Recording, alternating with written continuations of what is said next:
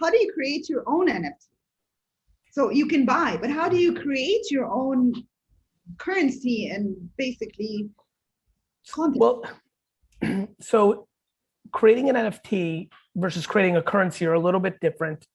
Okay. Creating an NFT, a non-fungible token, is as simple as making a piece of digital content and going to a platform and uploading it and minting it, whether it's on OpenSea or Rarible or many platforms that are out there.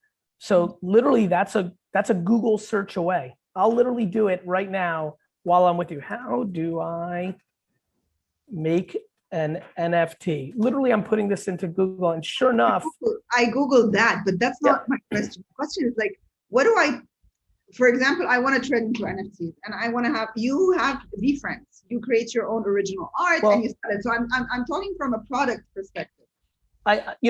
From a product perspective, you're now asking a question similar to the late 90s when I was asked, well, how do I build a website?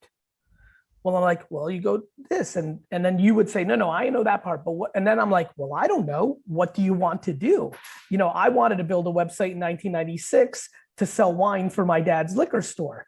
Today, VeeFriends, if you listen to my content over the last decade, I've been very consistent around my fascination around intellectual property. My belief the whole time was I was going to go and buy it, that I was going to buy nostalgic intellectual property. Right? Whether it was Smurfs or Scooby-Doo or a brand like a peanut butter or a sneaker. It's why I did the K-Swiss deal years ago. It was a nostalgic intellectual property.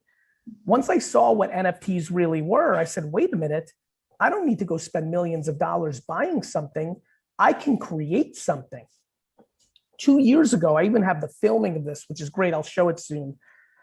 I went down a very aggressive path of building out toys to put on people's desks called Workplace Warriors, which was me responding to the hundreds of thousands of DMs that I get a month from people having a bad day at work. And I said, a lot of people like to put, I walked around my office and many offices through the years, and people have all sorts of little toys, tchotchkes, things at their desk. I said, if all these things I'm passionate about, empathy, kindness, patience, accountability, all these characteristics, maybe I'll create these little characters, empathy elephant, patient panda, and it'll be a fun business. I can do my own Transformers, my own G.I. Joe, my own My Little Ponies, Cabbage Patch Kids, Power Rangers. So I was very excited about it. And I went down the path, and then I got sidetracked, and then COVID hit, and then here you are.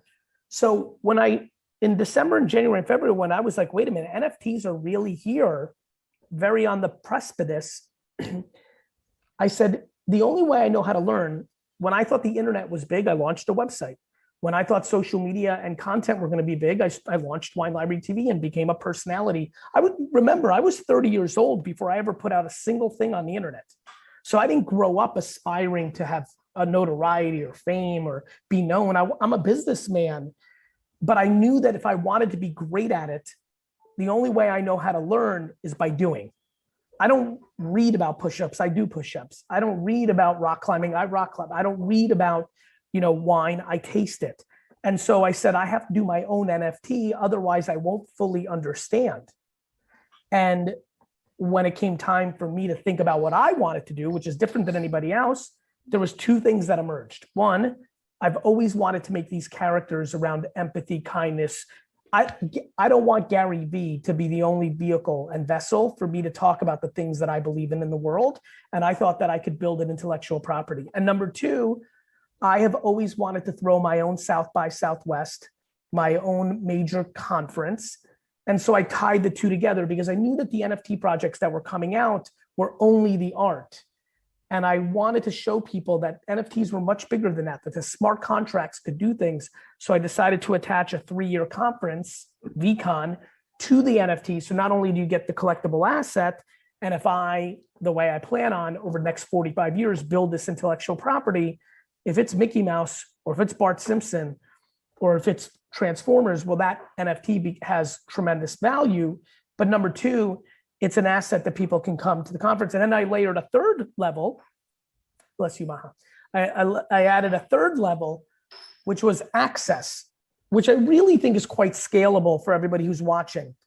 You know, it's only a very small percentage of my project, but there's also the ability to play ping pong with me or go to dinner with me or have a group dinner with me or do FaceTimes with me.